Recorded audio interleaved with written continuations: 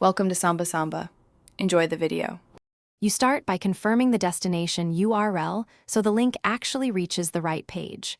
Once done, copy that URL to your clipboard and choose clear anchor text or an image to attach it to. This improves click-through. Next, open the editor, email composer, or platform where you'll place the link. Do this now so you can insert without interrupting flow. Make sure you're editing the correct field. Content areas differ from metadata or caption fields and will change how the link displays. You highlight the anchor text or select the image that will carry the link, because that selection defines what users click. Then open the Insert Link tool or press the platform shortcut and paste the URL into the hyperlink field. This ensures the correct destination is stored.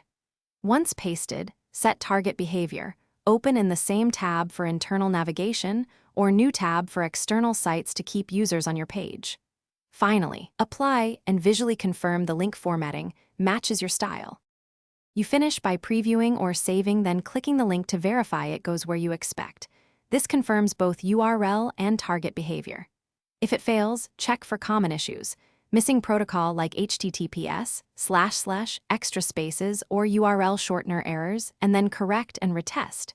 If a link still fails, clear cache or try a different browser to rule out local issues.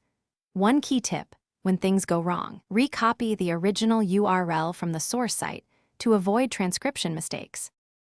Thanks for watching. Consider subscribing if we helped you.